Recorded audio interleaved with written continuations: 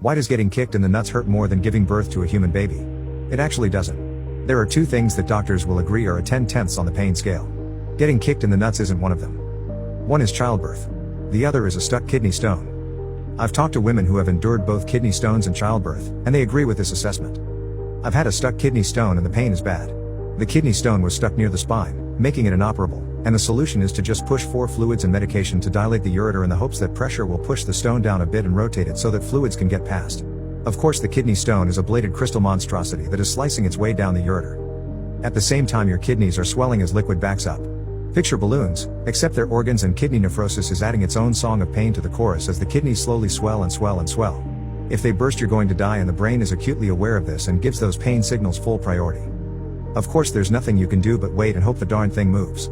And a lot of painkillers are off the menu because the doctor really needs to know if the pain level changes, because the next step is emergency surgery. Kidneys going pop is really bad. So you sit there and just breathe. Once the kidneys get backed up enough you start involuntarily throwing up as the body tries to purge that buildup of waste in the only way it knows how. It doesn't help, but your brain is in panic mode and just ticking boxes on its emergency list. And this can go on for hours, and hours, and hours. You don't know when, or even if, relief will come. And then it does. That kidney stone moves. Yay, except it moves by scraping 100 tiny razor blades down one of the most sensitive portions of your anatomy. Imagine pulling a razor blade out of your pee-pee and you'll be in the ballpark. But at least the kidneys are now draining into your bladder, and that pain is reduced, not gone. The damage will take weeks to heal. And here's the bad news. That entire episode just moved the kidney stone maybe 1 centimeter down your ureter. You have months more of this until it gets into an operable range, and as long as it is moving the doctors will prefer to let it pass naturally. You know what a kidney stone passing naturally feels like? Remember that example of pulling a razor blade out of your pee-pee? Like that. Now back to being kicked in the nuts. I've done martial arts and accidents sometimes happen. I've been kicked in the nuts by experts at kicking, and it wasn't something I'd care to repeat, but it was, at worst, a 5 out of 10 on the pain scale. I got over it in a minute, and while it was memorable it didn't even make my top 10 most painful experiences.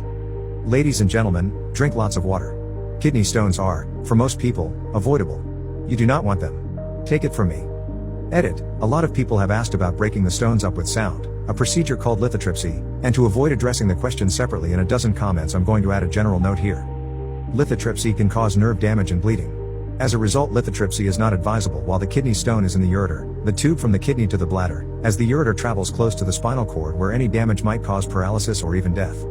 In theory, lithotripsy is possible if the kidney stone is diagnosed while it is still inside the kidney. However, this tends to only be the case for those who get kidney stones repeatedly and recognize the early warning signs. For those who get kidney stones irregularly or are first-timers, the initial pain, when the stone is still shifting around in the kidney, presents much like general back pain, and most people just assume that they've just tweaked their back and think it will go away if they just do some stretches, which often works because it repositions the stone, seeming to confirm their belief that it was just back pain. They then wait and the kidney stone enters the much narrower ureter, where it then gets stuck, causing much more intense pain as urine backs up in the kidney.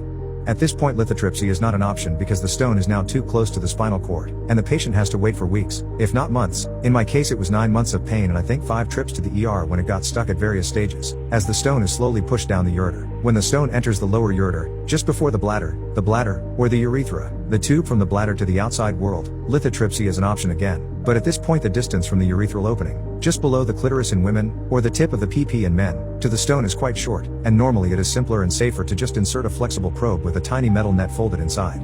The probe is guided by ultrasound to the stone and the net is deployed around the stone and then tightened so it crushes the stone into sand-like particles.